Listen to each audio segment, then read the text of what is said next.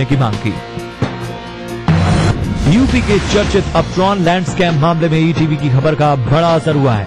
ETV की खबर के बाद नगर निगम ने अपट्रॉन पर नोटिस लगा दिया है और ये कहा है कि लीज की शर्तों का उल्लंघन किया गया है। साथ ही नगर निगम ने यह भी कहा है कि अपट्रॉन लखनऊ नगर निगम की संपत्ति है और अपट्रॉन का क्रय विक्रय करना अवैध है। जब ईटीवी ने लैंड स्कैम का खुलासा किया और ये भी दिखाया कि किस तरह ब्यूरोक्रेट्स ने शालीमार बिल्डर्स को फायदा पहुंचाने के लिए सैकड़ों करोड़ की प्रॉपर्टी कौड़ियों में नीलाम कर दी, जिसके लिए करोड़ों की घूस का खेल भी खेला गया।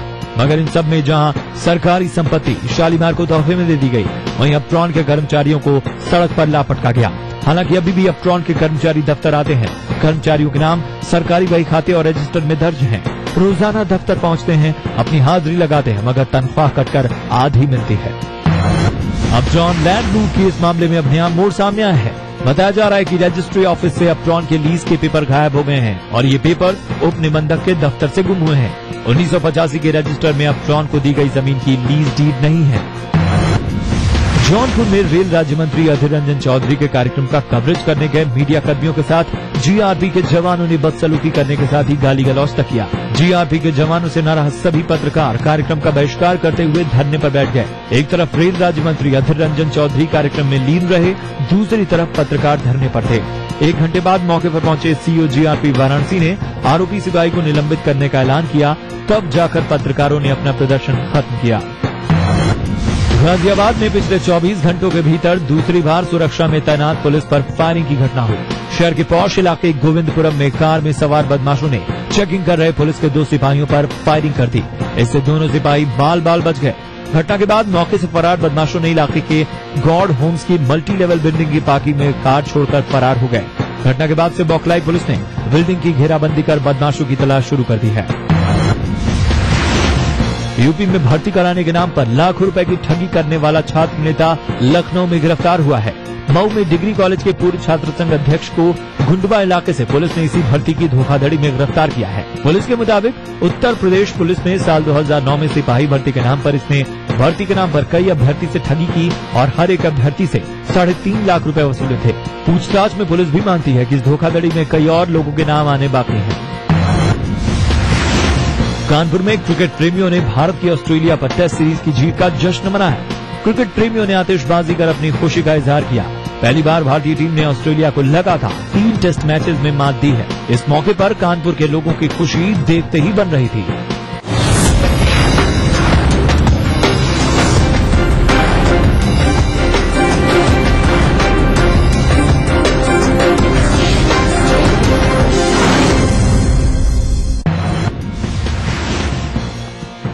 विधानसभा के बजट सत्र की कार्यवाही मंगलवार को शुरू होगी। सुबह 11 बजे से सदन शुरू होगा। इसमें सबसे पहले प्रश्नकाल होगा और उसके बाद विभिन्न विषय उठाए जाएंगे। राज्यपाल के अभिभाषण पर धन्यवाद प्रस्ताव और पास का कार्य भी सदन में किया जाएगा। लेकिन सदन की कार्यवाही कल भी हंगामेदार रहने की संभावना है, क्योंकि सिडकुल भूमि मामले को लेकर विपक्ष ने तीखे तेवर अपना रखे हैं। वहीं अब भाटी आयोग की वैधानिकता और कार्यप्रणाली पर भी बीजेपी सवाल उठाने लगी है। ऐसे में सदन में हंगामा रहने की संभावनाएं तेज हैं। दून में दिन दहाड़े हुई वर्मा ज्वेलर्स से लूट का पुलिस ने खुलासा किया है। पुलिस ने मामले में सहारनपुर निवासी 3 आरोपियों को गिरफ्तार किया है। इनके पास से लूटा गया सोना बरामद हुआ है। घटना के बाद से खासी फजीहत झेल रही पुलिस ने टीम बनाकर लूट का खुलासा किया है। सोमवार को पुलिस को सूचना मिली थी कि प्रेमनगर इलाके में मेला गेट के मैदान में लूट में शामिल होने वाले युवकों जैसे कुछ लोग जमा हुए हैं। मुखबिर की सूचना पर पुलिस ने घेराबंदी कर देवबंद के शाकिर अली और सहारनपुर के इकबाल और परवेज को गिरफ्तार किया। इसके बाद डीआईजी और एसपी ने इस कार्रवाई के लिए पुलिस को 5,000 रुपए देकर सम्मानित किया है।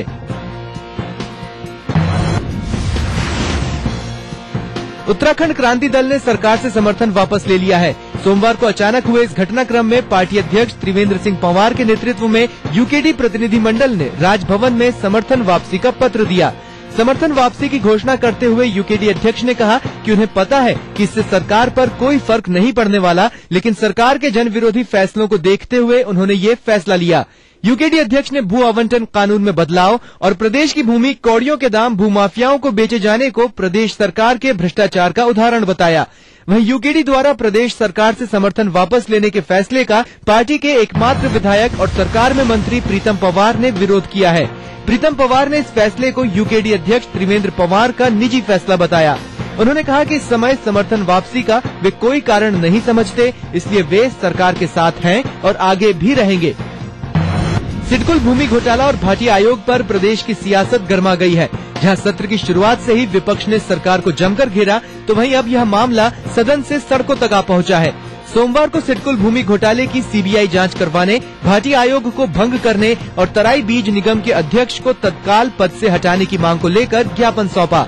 बीजेपी की माने तो टीडीसी अध्यक्ष पद पर अवैध रूप से नियुक्त कृषि मंत्री हरक सिंह रावत ने संवैधानिक मर्यादाओं का उल्लंघन किया है। ऐसा नजारा कम ही देखने को मिलता है कि सत्ताधारी दल को विपक्ष के विरोध में सड़कों पर उतरना पड़ता है। सोमवार को सत्ताधारी दल कांग्रेस ने बीजेपी के खिलाफ प्रदर्शन किया। कांग्रेस मुख्यालय से कांग्रेसियों ने नारेबाजी करते हुए जुलूस निकाला और बीजेपी का पुतला फूका, लेकिन इस प्रदर्शन में भी कांग्रेस की गुटबाजी उजागर हो गई। पहले ये प्रदर्शन कांग्रेस प्रदेश अध्यक्ष यशपाल आर्य की अगुवाई में होना था, लेकिन वो नहीं आए। तब कमान प्रदेश उपाध्यक्ष सूर्यकांत धस्माना ने संभाली।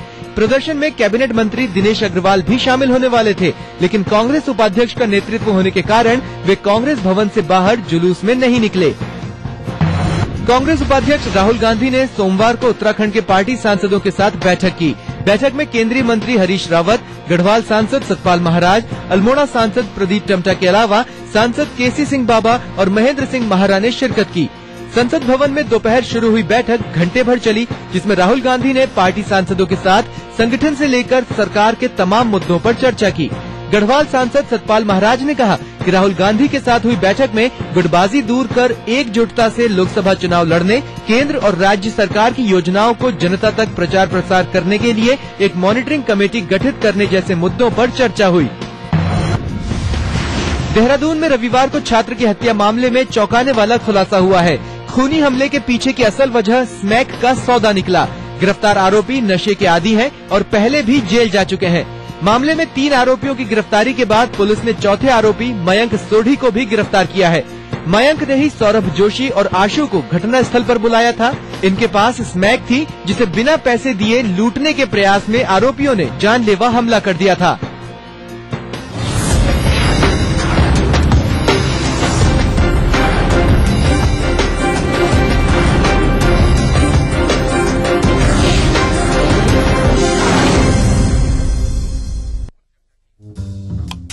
जो है मुंबई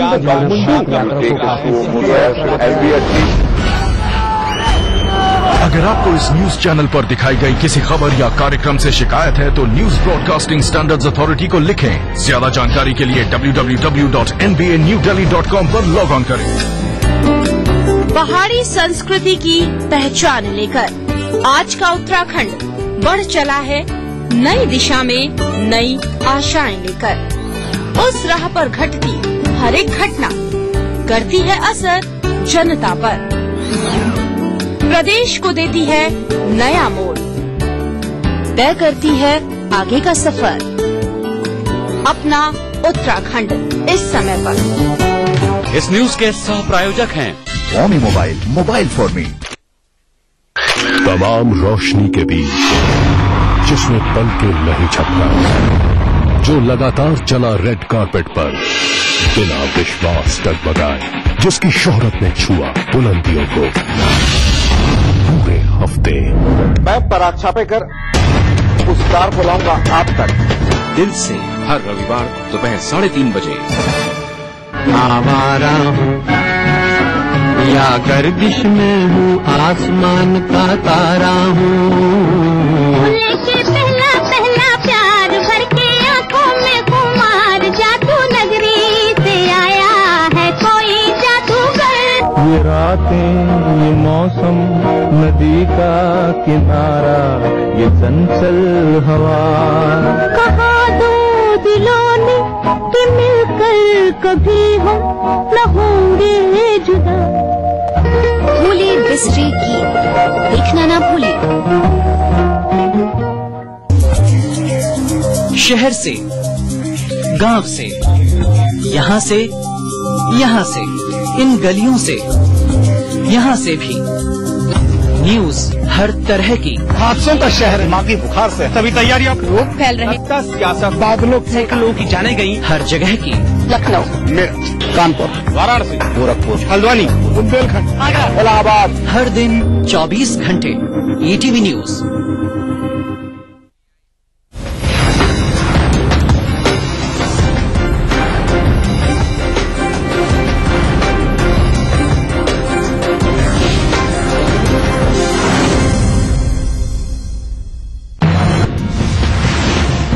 मोहाली टेस्ट में भारत ने ऑस्ट्रेलिया को 6 विकेट से करारी शिकस्त दी। इस जीत के साथ ही भारत ने सीरीज में अजय बढ़त बना ली है। ये पहला मौका है जब भारत ने ऑस्ट्रेलिया के खिलाफ किसी भी टेस्ट सीरीज में लगातार 3 जीत दर्ज की है। दिन का खेल शुरू होने के साथ ही मेजबान भारत ने ऑस्ट्रेलिया को एक बार फिर फिरकी में उलझा दिया और ऑस्ट्रेलिया की दूसरी पारी 223 रन पर सिमट गई।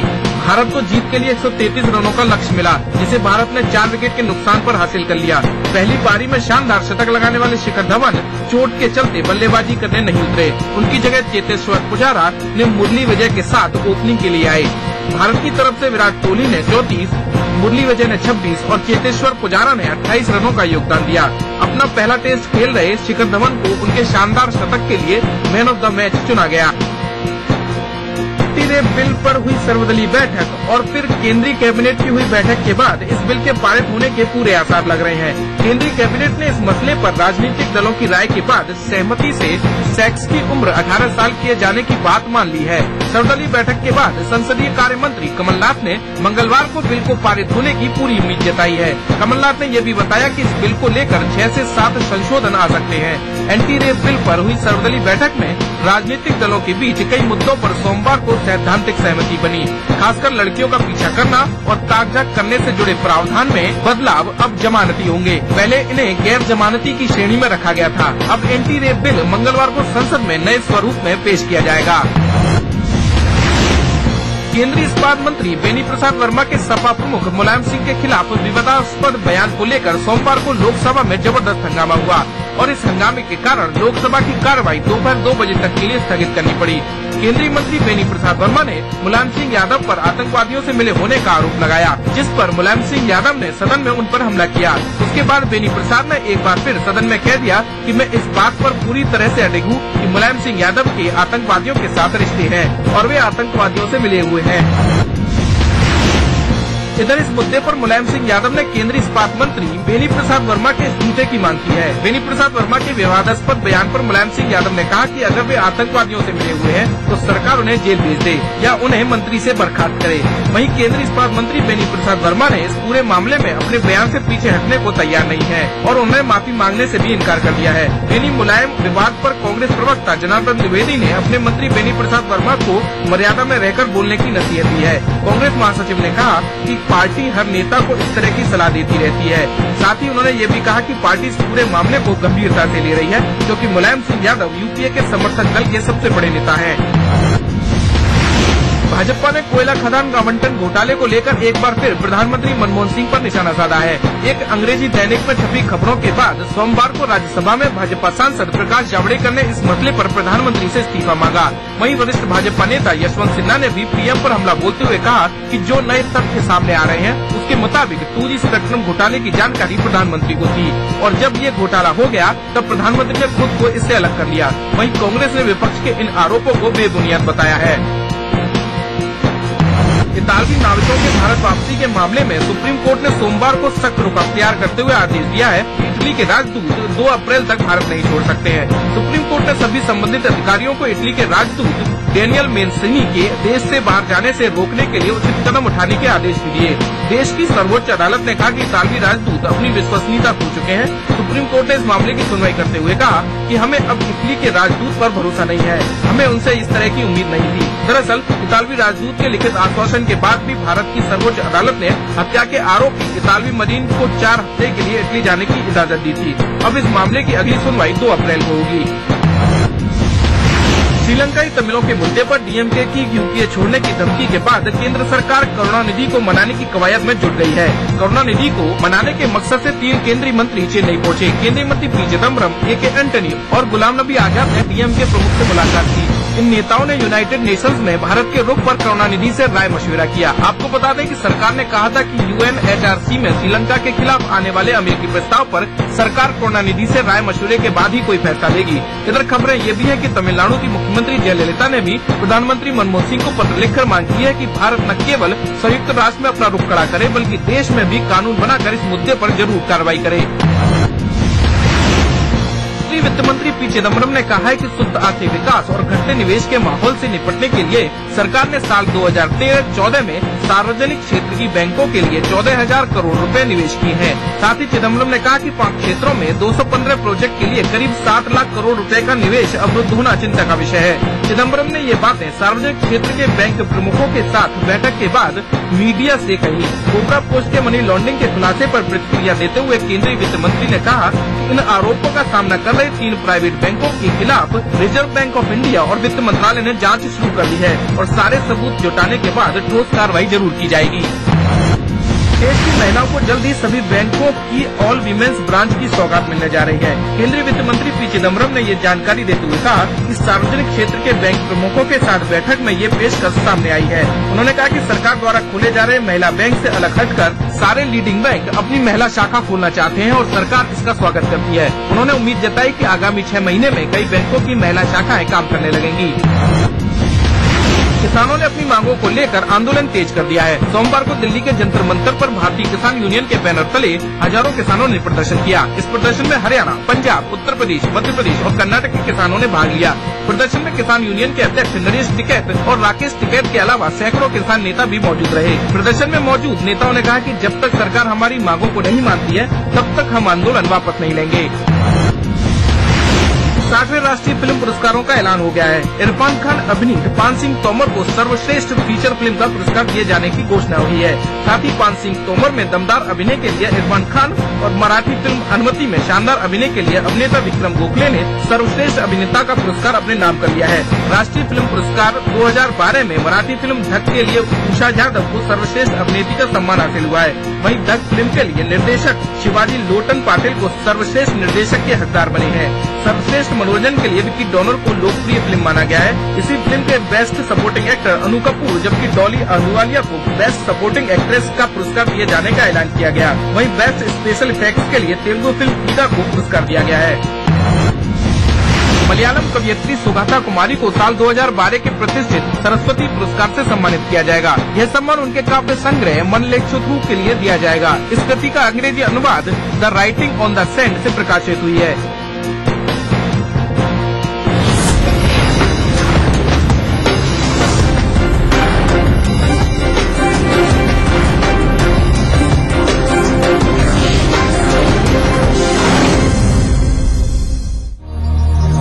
बढ़ रही है जनसंख्या, घट रही है जोत, ऊपर से महंगाई का बोझ, विश्व बाजारों में जारी है प्रतिस्पर्धाओं का दौर, कृषि उत्पादन और आमदनी बढ़ाने की होड़। हम बताते हैं आपको कैसे करें कम लागत में अधिक उत्पादन। उन्नत बीज, नई तकनीक और विविधीकरण से बनाए संपूर्ण, समृद्ध और खुशहाल भारत। अन्नदाता देखिए हर रोज सुबह 6:30 बजे। भारत की प्राचीन मौलिक खोज है योग, जो बनाए तन मन का संतुलन, जोड़े आत्मा को परमात्मा से, बढ़ाए शरीर की प्रतिरोधक क्षमता। योग से बचने का सबसे आसान मंत्र योग मंत्र। देखिए इस समय पर।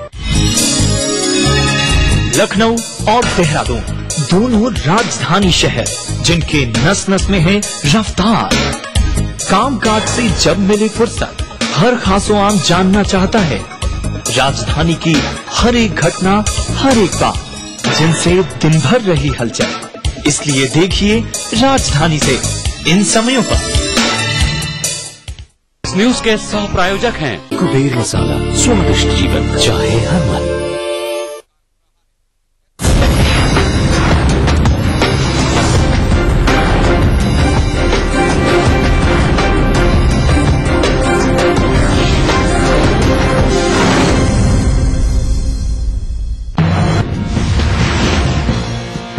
भारत के 3 दिवसीय आधिकारिक दौरे से पहले मिस्र के राष्ट्रपति मोहम्मद मुर्सी 1 दिवसीय दौरे पर सोमवार को पाकिस्तान पहुंचे। उनके स्वागत में नूर खान हवाई अड्डे पर उन्हें 21 तोपों की सलामी दी गई। पाकिस्तान के राष्ट्रपति आसिफ अली जरदारी और प्रधानमंत्री रजा परवेज अशरफ समारोह के दौरान उनके साथ रहे। 60 के दशक के बाद मिस्र के किसी नेता का ये पहला पाकिस्तान दौरा है। मोहम्मद मुर्सी जरदारी के निमंत्रण पर पाकिस्तान आए हैं। ऐसा माना जा रहा है कि मिस्र के राष्ट्रपति के इस दौरे से दोनों देशों के संबंधों में एक नया अध्याय जुड़ेगा।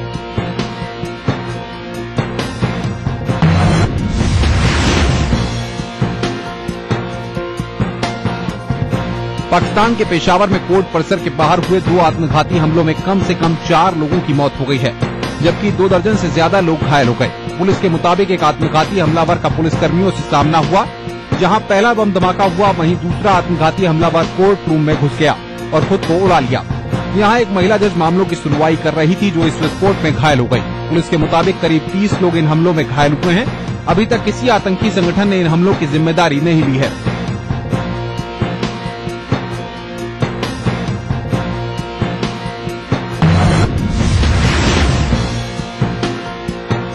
अमेरिका ने इराक से सद्दाम हुसैन की तानाशाही हुकूमत को सफाया तो कर दिया, लेकिन युद्ध के गंभीर परिणाम आज भी यहाँ के लोगों का जीना दूभर किए हुए हैं। शाम करीम ने अपनी बाल्यकाल में ही अपनी माँ और परिवार के साथ अपनी आंखें एक बम धमाके में खो दी। शाम करीम सरीके समूचे इराक में हजारों लोग हैं जिन्हें युद्ध का कड़वा अनुभव जीवन भर सताता रहेगा। इराक इन दिनों शिया सुन्नी के झगड़े में बम धमाकों का शिकार हो रहा है। ऐसे में इराक में लोग डर और दहशत में जीवन जीने को मजबूर हैं।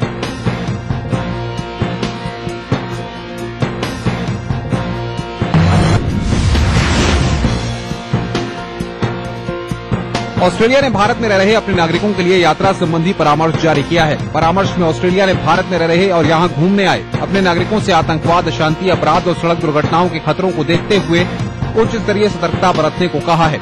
अपने नागरिकों से नई दिल्ली, मुंबई और दूसरे बड़े शहरों के सार्वजनिक धार्मिक स्थानों, रक्षा और राजनीतिक प्रतिष्ठानों के आसपास जाने से परहेज करने को कहा गया है। परामर्श में कहा गया है कि अगर आप श्रीनगर में हैं तो स्थानीय अधिकारियों के निर्देशों का कड़ाई से पालन करें।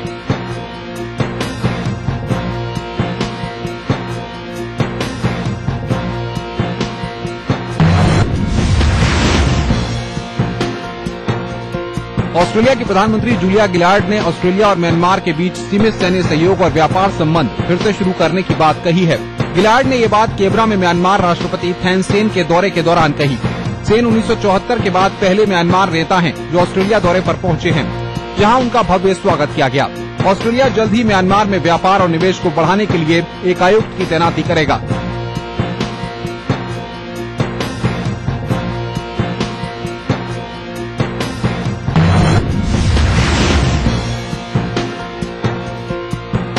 चीन दुनिया का 5वां सबसे बड़ा हथियारों का निर्यातक बन गया है।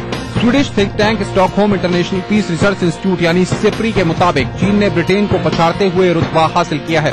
सिप्री के मुताबिक पिछले 5 सालों में चीन के हथियार निर्यात में 162% की बढ़ोतरी हुई है।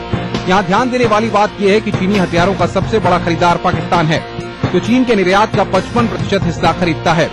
चीन से हथियारों के अन्य खरीदारों में म्यांमार और बांग्लादेश का नाम शामिल है। हथियारों का सबसे बड़ा निर्यातक देश अमेरिका है।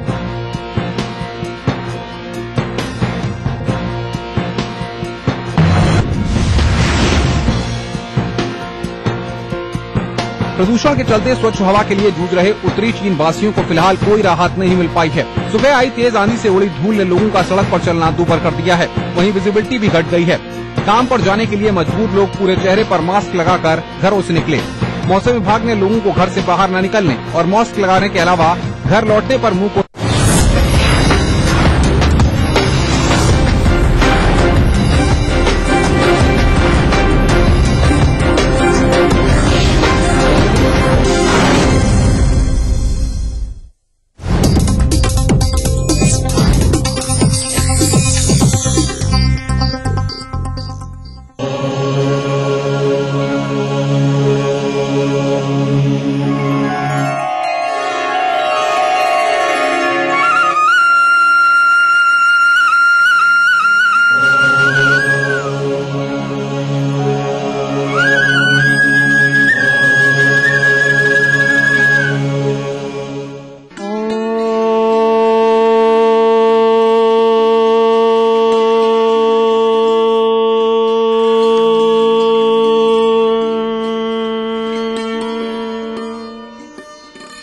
ईटीवी के सभी प्यारे दर्शकों का योग मंत्र में स्वागत है। मैं योग गुरु डॉक्टर महेंद्र सिंह और मेरे साथ में है मेरी सहयोगी डॉक्टर नेहा।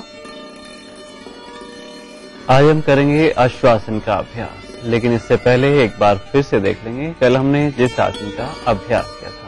पशु विश्राम आसन को करने के लिए सबसे पहले दोनों पैर सामने से खोल लेंगे। अब धीरे से अपने बाएं पैर को, लेफ्ट लेग को घुटने से मोड़ते हुए पीछे की तरफ ले जाएंगे और दूसरे पैर को घुटने से मोड़ते हुए एड़ी को जंघा के मूल में रखेंगे। अब धीरे धीरे श्वास लेते हुए दोनों हाथ ऊपर उठा लें और श्वास को पूरा बाहर निकालते हुए आगे की ओर झुकें। आंखें कोमलता से बंद रखें, चेहरे की मांसपेशियों को ढीला रखें और पीछे वाले पैर को इस तरह से रखें कि एड़ी के पास नितंब हो। श्वास लेते हुए धीरे धीरे दोनों हाथ ऊपर उठा लें, साइड से नीचे करें। इस तरह से बदल बदल के करेंगे। एक पैर को घुटने से मोड़ते हुए पीछे की तरफ ले जाएं, दूसरे पैर को घुटने से मोड़ते हुए एड़ी को जंघा के मूल में रखें अर्थात थाइस के बेस पर रखेंगे। अब जो पैर आगे की तरफ है उसी तरफ धीरे धीरे श्वास लेते हुए दोनों हाथ पूरे ऊपर उठा लें और श्वास को पूरा बाहर निकालते हुए झुकें। हाथ की हथेलियों को बिल्कुल सीधा रखते हुए शरीर को बिल्कुल ढीला छोड़ दें। इस स्थिति में अश्वासन को करने के लिए सबसे पहले पीठ के बल लेट जाएंगे। दोनों पैर मिले हुए, दोनों हाथ थाइस के पास में रखेंगे। अपने शरीर को बिल्कुल एक सीध में रखेंगे। अब धीरे धीरे दोनों हाथों को ऊपर की तरफ उठाते हुए इस तरह से साइड में रखेंगे अर्थात दोनों हाथ कंधों की स्थिति में आ जाएं। ऐसा करें। हथेलियों का रुख जमीन की तरफ रखें। अब धीरे से अपने बाएं पैर को, लेफ्ट लेग को ऊपर की ओर उठाएं 90 डिग्री कोण पे और श्वास को पूरा बाहर निकालते हुए दाहिने हाथ की हथेली की तरफ पैर के पंजे को ले जाएं और जिस तरफ पैर ले जा रहे हैं उससे विपरीत दिशा में देखें अर्थात गर्दन को पैरों के विपरीत दिशा में रखें। वापस ऊपर से नीचे की तरफ पैर को लाएं। इस तरह से बदल बदल के करें।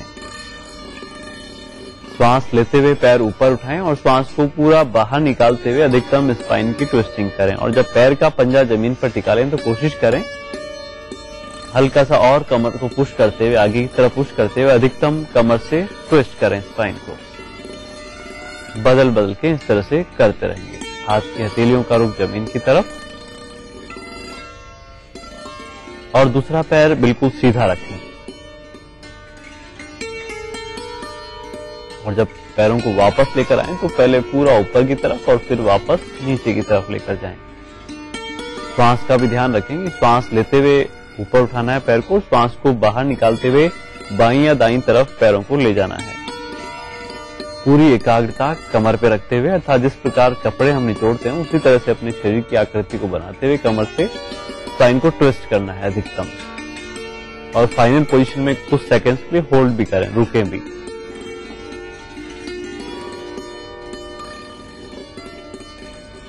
रिलैक्स करें, विश्राम करें। इस तरह से 10 से 15 बार इस आसन की आवृत्ति को दोहराया जा सकता है। तो विशेषकर उन लोगों के लिए उपयोगी है अश्वासन जिनको कमर पर एक्स्ट्रा फैट है, डायबिटीज है, मोटापा है, सर्वाइकल स्पॉन्डिलाइटिस जिनको रहता है, उनके लिए बेहद उपयोगी है।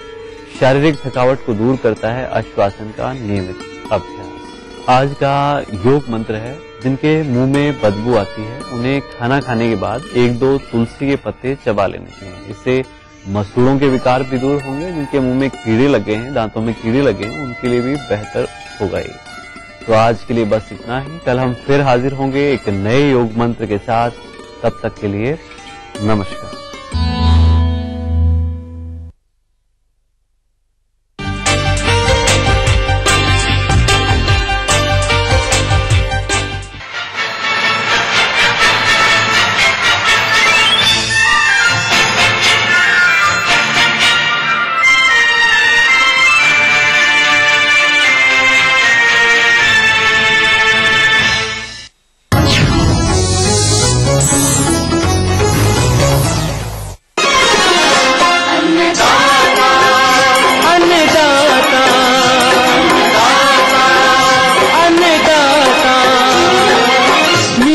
तुम्हारा अन्नदाता पग पग पर है संग तुम्हारे अन्नदाता। लहू किसानों का बन के पसीना सींचता है धरती का सीना। मेहनत का तेरी हक दिलवाने नई तकनीक